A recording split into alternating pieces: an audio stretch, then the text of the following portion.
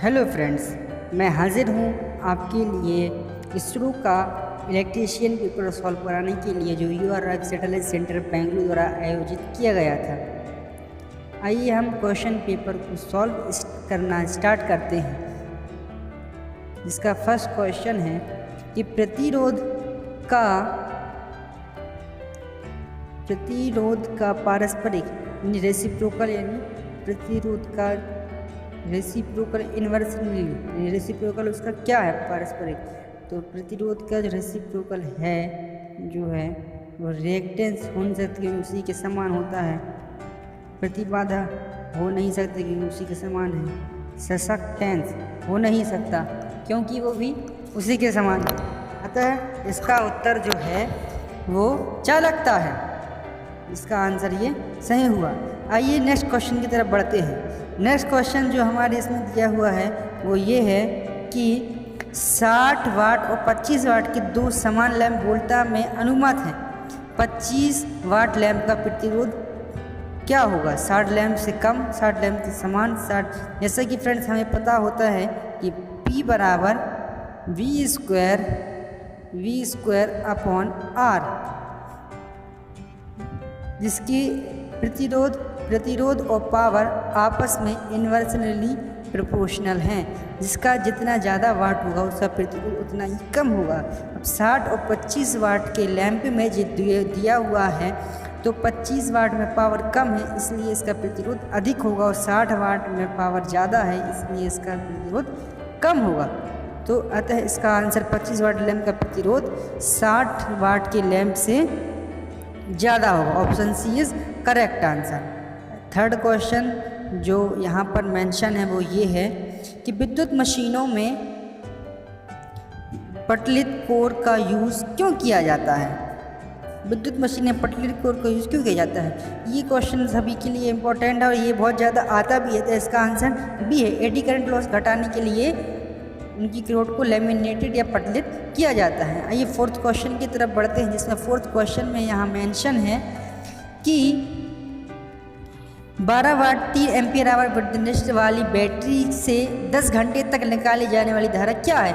यहाँ वोल्टेज जो दिया हुआ है ये कंफ्यूज करने के लिए दिया हुआ है। हमें सिर्फ एम्पियर से मतलब है इसलिए हम 3 ampere hour divide by 10 hour hour से आवर कैंसिल हो जाएगा।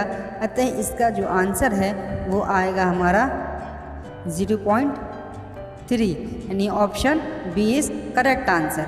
आइए फोर्थ अगले क्वेश्चन की तरफ बढ़ते हैं। इसका नेक्स्ट क्वेश्चन जो है वो ये है कि डीसी जनरेटर में दिक् परिवर्तक का मुख्य कार्य होता है।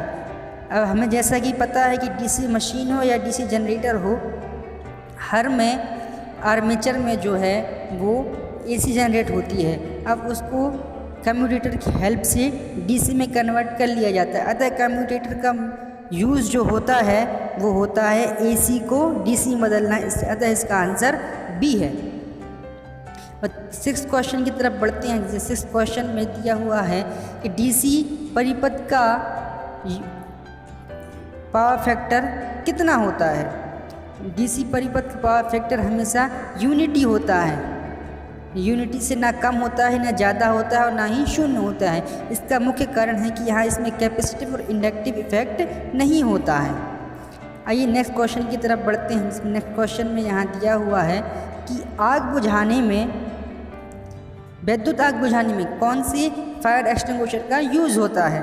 अब सोडा एसिड का यूज़ हो नहीं सकता क्योंकि वो कंडक्टिव है इसलिए उससे आग लग सकती है।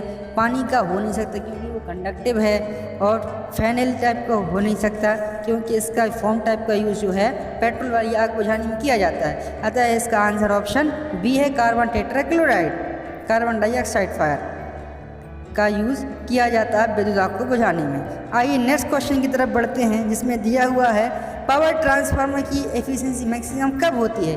ये क्वेश्चन बहुत ज़्यादा बार आता है और हमें ये याद कर लेना चाहिए। इस तरह इसका आंसर ये है कि जब आयरन लॉस बराबर कॉपर लॉस हो जाए तो इसकी एफिशिएंसी जो है मैक्सिमम होती है। आइए नेक्स्ट क्वेश्चन की तरफ बढ़ते हैं। नेक्स्ट क्वेश्चन में जो यहाँ मेंशन है उसमें दिया हुआ है जब प्रत्यावर्ती की गति बढ़ती है तब आवृत्ति क्या होगी। जैसे कि हमें सूत्र पता हुआ है कि स्पीड n बराबर होता है 120 F/p, जहाँ n बराबर स्पीड है, F बराबर फ्रिक्वेंसी है और p बराबर पोल है। तो अब इसमें दिया है कि जब गति बढ़ती है तो फ्रिक्वेंसी या इसके प्रोपोर्शनल में है तो फ्रिक्वेंसी भी बढ़ेगी। अतः इसका जो आंसर है वो आंसर ए होगा, यदि बढ़ती है। नेक्स्ट क्वेश्चन की तरफ बढ़ते हैं, जिसमें दिया हुआ है निम्नलिखित में से विद्युत प्रघात से संरक्षण इलेक्ट्रिक शॉक से हमें कौन बचाता है। इलेक्ट्रिक शॉक से जो हमें बचाता है उसका सही आंसर है ELCB, अर्थ लीकेज सर्किट ब्रेकर इसका सही। क्वेश्चन यहाँ पर दिया हुआ है कि कौन सी मोटर को स्टार्ट करने के लिए एक्सटर्नल रेजिस्टेंस इंसर्ट किया जाता है।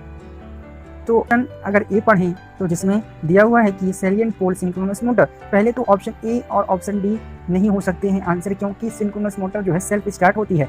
और अगर अपन इंडक्शन मोटर में देखें तो स्लिप रिंग इंडक्शन मोटर और square leakage induction square leakage motor नहीं हो सकती है, क्योंकि उसमें रोटर में कोई भी एक्सटर्नल रेजिस्टेंस इंसर्ट नहीं किया जा सकता है। अतः इसका आंसर ऑप्शन बी करेक्ट होगा। बढ़ते हैं नेक्स्ट क्वेश्चन के लिए। 12th क्वेश्चन जो यहाँ पर दिया हुआ है कि इंडक्शन मोटर का रोटर हमेशा किस चाल पर चलता है। तो ऑप्शन ए यहाँ पर दिया हुआ है कि सिंक्रोनस स्पीड पर। तो सिंक्रोनस स्पीड पर केवल सिंक्रोनस मोटर चलती है और रोटर RMS चलती है, रोटर मैग्नेटिक फील्ड वो चलती है। ये ऑप्शन इनकरेक्ट है।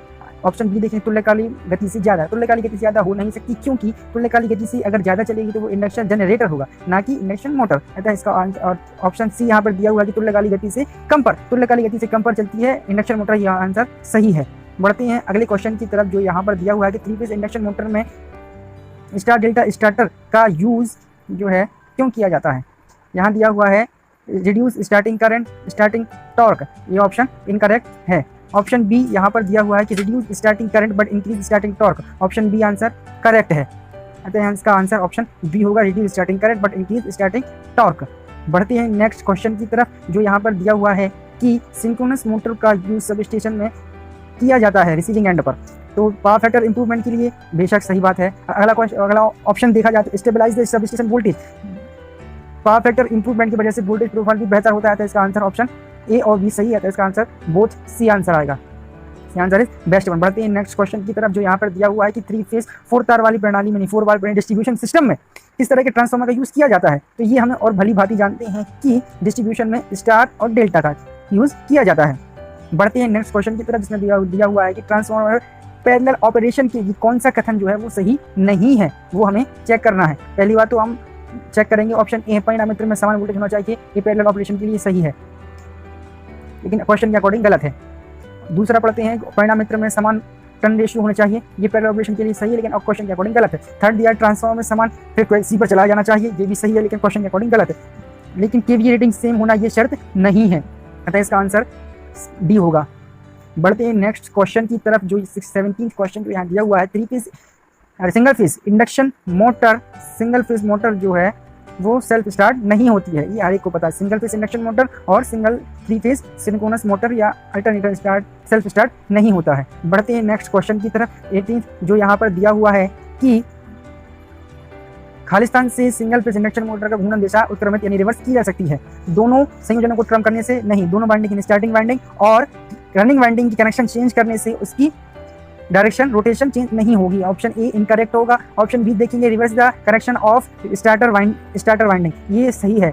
अगर हम स्टार्टिंग वाइंडिंग या रनिंग वाइंडिंग दोनों में से किसी एक की कनेक्शन को चेंज करेंगे तो सिंगल फेज इंडक्शन मोटर यानी सिंगल फेज मोटर की डायरेक्शन ऑफ रोटेशन चेंज हो जाएगी, अतः इसका आंसर ऑप्शन बी होगा। बढ़ते हैं नेक्स्ट क्वेश्चन की तरफ, जो ट्रांसफार्मर से रिलेटेड है और टर्न रेशियो से रिलेटेड है, जिसमें दिया हुआ है, जिसका में हम फॉर्मूला का यूज करेंगे, V1/V2 is equal to N1/N2।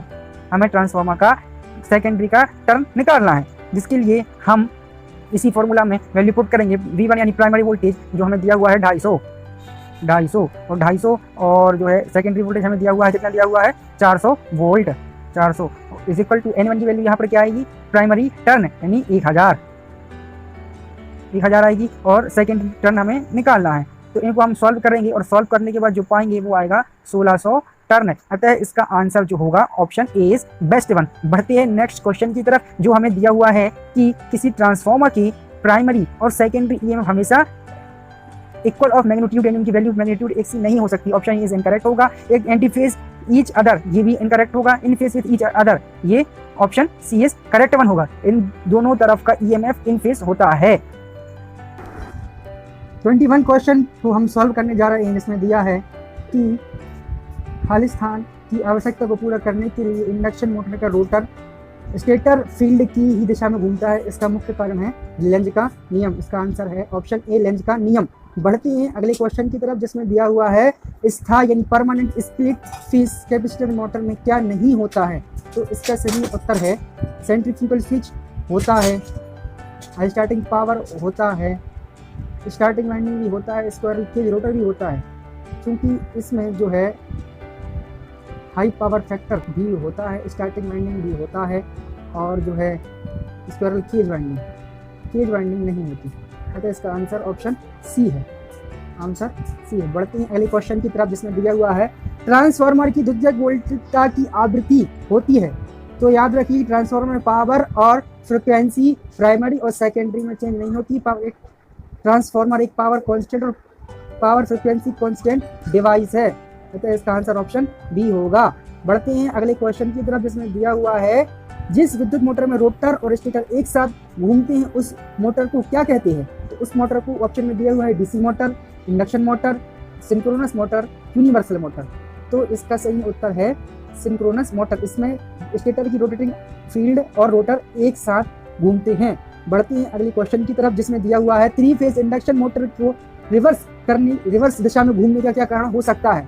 तो ऑप्शन यहाँ पर दिया हुआ है कि voltage is not correct, voltage correct ना होने पर उसकी घूर्णन दिशा बदलती है, तो नहीं बदलती है। मोटर की स्टार्टिंग मेथड का गलत यूज करने पर वो भी नहीं होता है। हाँ, फ्यूज उड़ जाने पर भी मोटर की दिशा परिवर्तित नहीं होती है, लेकिन उसकी फेज सीक्वेंस चेंज कर देने पर उसकी घूर्णन की दिशा चेंज हो जाती है। बढ़ते हैं अगले क्वेश्चन की तरफ, जिसमें दिया हुआ है ISI कोड के अनुसार ग्राउंडिंग का कलर क्या है। तो वो ग्राउंडिंग का कलर है ग्रीन वायर जो है ग्राउंड कंडक्टिंग के लिए यूज होता है। बढ़ते हैं नेक्स्ट क्वेश्चन की तरफ, जिसमें दिया हुआ है तो सर्किट ब्रेकर भी generally can not be serviced as, यानी किसको रिपेयर नहीं किया जा सकता है। सर्किट ब्रेकर हम देखते हैं मिनिएचर सर्किट ब्रेकर एमसीबी हमारे घर में लगी हुई होती है, अगर खराब हो जाती है तो हम उसे बदलते नहीं, उसे सुधारते नहीं, बल्कि उसे बदल देते हैं, तो उसको चेंज कर देते हैं। बढ़ते हैं अगले क्वेश्चन की तरफ, जिसमें दिया हुआ है कि बैटरी की सेल युगपंथ संयोजक का कारण है। युगपंथ यानी कि बैटरी अगर पैरेलल में जोड़ने का मुख्य कारण क्या है। तो पहले सीरीज में जोड़ने पर जो है वोल्टेज कैपेसिटी बढ़ती है, तो पैरेलल में जोड़ने से उसकी करंट कैपेसिटी बढ़ती है। Option C is correct one. बढ़ते हैं अगले क्वेश्चन की तरफ, जिसमें दिया हुआ है लेड एसिड सेड रिचार्जेबल है क्योंकि इसका इलेक्ट्रोलाइट सल्फ्यूरिक होता है। ये मुख्य कारण नहीं हो सकता, कोई और भी सल्फ्यूरिक यूज करके और भी एसिड यूज करके उसे हम रिचार्जेबल होता है। क्योंकि वह गीला होता है, ये भी कारण नहीं है। क्योंकि रासायनिक, हाँ ये सही है, रासायनिक क्रिया उसमें रिवर्सिबल होती है। चार्ज करने पर अलग प्रोसेस होगी और रिचार्ज करने पर अलग प्रोसेस होगी, वो बार बार चलती रहती है जब तक हम उसको चार्ज डिस्चार्ज करते रहते हैं। बढ़ते हैं अगले क्वेश्चन की तरफ, जिसमें दिया हुआ है कि प्रत्यावर्तित के क्षेत्र परिपथ खालिस्तान से बराबर होती है, यानी the field of alternator supplied from the, alternator की फील्ड में सप्लाई हम कौन सी देते हैं। तो अल्टरनेटिंग तो हम देते नहीं उसकी फील्ड में, तो हम आर्मेचर में देते हैं। ऑसिलेटिंग करंट भी नहीं देते हैं। इसका सही आंसर है डीसी करंट, डायरेक्ट करंट उसकी फील्ड में दी जाती है।